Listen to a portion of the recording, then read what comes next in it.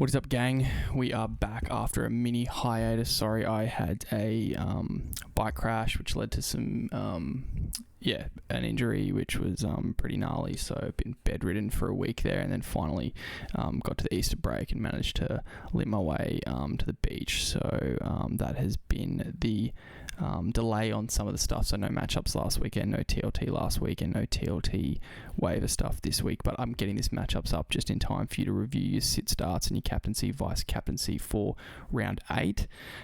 Let's get stuck straight in, shall we? The weather in Brizzy is crap Thursday night, which I can't even remember if the Broncos are playing at home, fam. Let me just double check. I reckon they probably are. But regardless, the Dogs are going to be all over them. I think it's at Broncos home, but I'd be avoiding a lot of your Broncos, especially outside backs. The Dogs are just killer. You can start your Dogs though. We saw the Broncos be a little bit leaky in New Zealand, so it's going to be wet. It's going to be grindy with the Dogs, who are just super dominant force at the moment. And yeah, that's going to affect tonight. I don't know what other Queensland games are happening, but bear in mind Friday is meant to be wet too, so a bit greasy for any games this part of town. I don't know if it's raining up for the Cowboys game if they're at home, so just check that for yourselves. Before we even get into it, Jackson Purdue does have a good matchup, and I know he's a big sit start for a lot of people, so yeah, double check the weather up there, but I think you can go ahead with Jackson Purdue. At least I will be. For Sydney, yeah, we got a wet weekend, so even like Tigers late Sunday at the moment, that Tigers Sharks game, I'll probably still be putting the C on Terrell in Fantasy and Draft Classic. I think Pappenhausen is my guy for tomorrow. Try and get a solid VC or C on Friday where the weather's a bit better for Sydney, guys. Don't want to be relying on too much in the wet, although bear in mind that Nathan Cleary does have a good matchup, so if you trust him to get it done in the wet, I'd be doing like a Puppy C Friday or Teddy C Friday, and then Cleary on Saturday would be probably the way to go, in my opinion. Jump into game 1.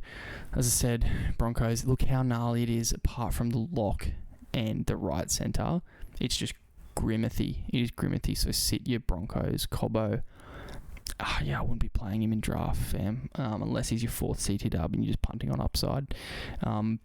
Dogs have a big discrepancy. It's all Dogs. They got, like, it's not perfect, but look at the 4-pack just dominating there with with elite matchups and a good matchup and a good matchup. So Kikau, he's a start, I think, for most people, and I'd be starting Presto. Even though he doesn't make it to the top 6, I would be starting Presto. It gets a bit lean in their back line. Broncos, despite not being amazing, have sort of been relatively good holding teams back. But I'd just probably go for your Dogs. But and then the wet, I don't know, like for my draft players, like, look, Carraz has a bad matchup. I'm playing Carraz in a game like this because he's just a bit different. He's a bit matchup proof because he's an offloader tackle buster. So I'll be playing someone like Carraz, even though he's got a bad matchup. What else is here, just real quick? Yeah, no VCs or Cs jump out to me at all. Game 2, this is the one where Teddy has a great matchup. So he's in that top echelon of statistical matchups with like the way fullbacks are scoring. He's been scoring and the Dragons defending him. So Teddy's a really good VC for drafters and classic players and whatnot. Elite matchup for the right 2RF, the left half for the Roosters. Hookers and Teddy, the hooker and Teddy have great matchups. It gets a bit lean though. The Dragons haven't been too bad defending from Supercoach perspective, so it's a neutral matchup for the right half, which is Savala. He's probably not really relevant yet. Lock neutral matchup, and then it gets a bit grim for the left edge, and even a tough matchup for Nwanga Tawase. But I'll be playing them guys like good weather, Friday Arvo, Anzac Day. I'll be playing guys that regardless of the matchup here for the Roosters and the Dragons side of things, and like it's a minimal discrepancy, so both these teams are kind of doing the same sort of thing when it comes to Supercoach in terms of they've been scoring some points and defending like okay when it comes to conceding Supercoach points. For the Dragons, they have an elite matchup. They're right centre, great matchup for Gutho, so he's still viable if you are a Gutho player for a VC or a like a captaincy and draft if you're stuck for better options. But yeah, I'd be VCing him more than captaining him for sure. Left and right half for the Dragons, even though they're not relevant, both have good matchups if you're looking for a plug and play. Lock neutral matchup, poor matchup for the front rowers of the Dragons. Gets lean for the right TRF, the right winger and the hooker. Notice the left winger isn't here, so that is Sione Finau, who a lot of people are looking at.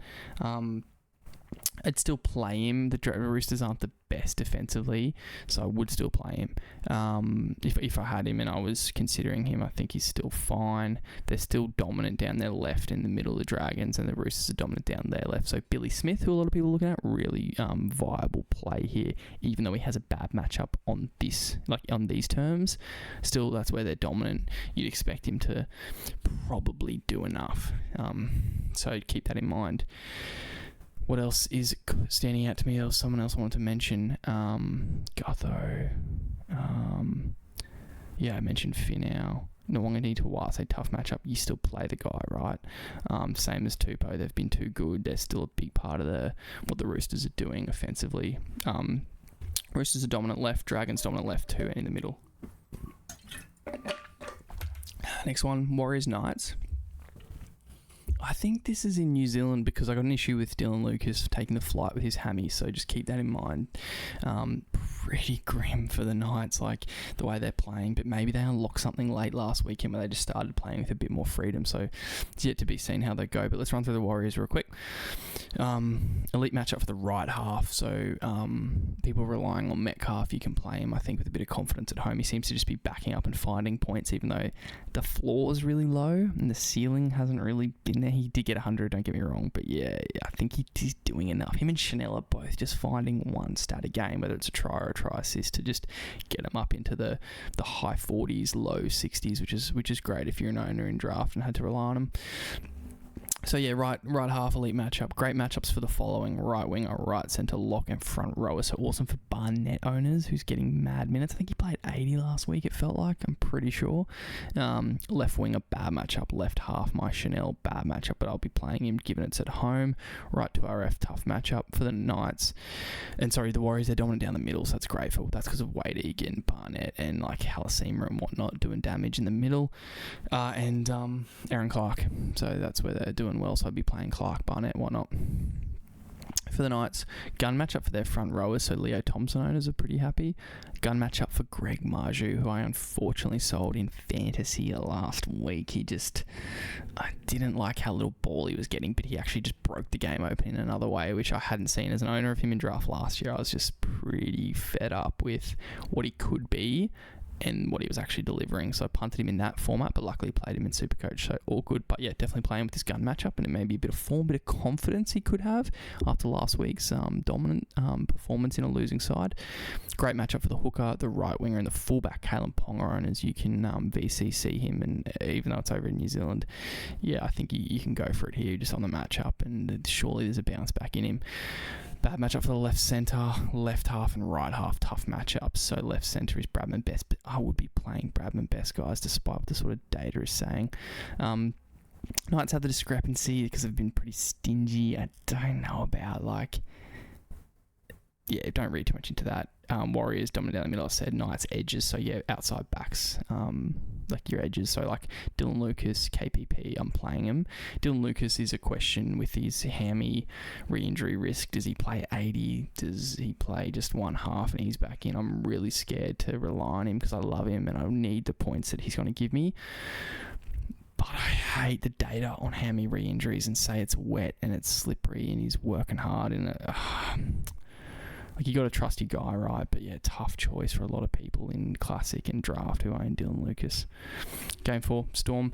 Right to RF gun matchup, left half gun matchup, left centre, fullback, left winger, elite matchups for the Storm. So really good one for puppy owners for a VC on Friday night.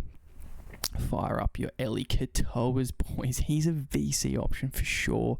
So happy to own him in this one. Hopefully he converts. Last week was randomly really bad for Eli.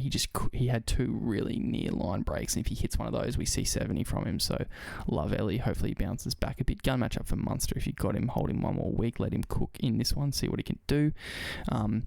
Lock, great matchup, and then it's tough for the right centre, left to RF, and then neutral for the right half. So you just see there's no one with a bad matchup. It's pretty nice looking for the Storm. There's super big discrepancy. They should pump them.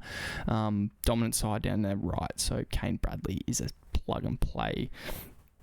I don't love him, but it's fine. Hopefully Meaney doesn't make his fitness test and we get one more week of Grant Anderson on the right. He could do well. For the Rabbitohs though, they are dominant in the middle and they're overall really poor Supercoach scorers this season. So just, yes, probably sit a few of your Rabbitohs. But we've got a gun matchup for the left centre. Great matchup for the right to RF and the left half. Good matchup for the right half. Good matchup for the left wing and the lock. Bad matchup for the right centre. Tough matchups for the forward pack for your Bunnies. But yeah, all systems go on Ellie and all your Munsters and your Pappies for the Storm. Game 5 is Cowboys Titans. This is looking good for the Cowboys as their lowest matchup is a neutral, so it's all systems go. Green light your Cowboys. Left to RF gun matchup for your Cowboys. That could be Nanai. Keep an eye on it. Lock elite matchup. Right wing elite matchup. Left half great matchup. Left centre great matchup. Right half great matchup for Clifford holders in draft and Dearden Reliers. Right centre neutral. Fullback neutral. Drinky. Maybe not the weekend for Drinky on the data, but you know, it's the Titans, mate. So fire up your Drinkies. Right to RF neutral matchup.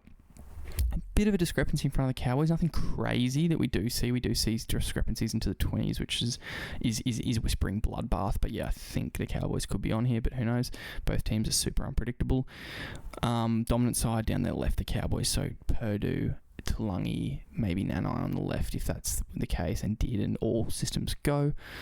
Titans, they're dominant down their right, and their matchups look like gun matchup for the much spoken about, what's his face?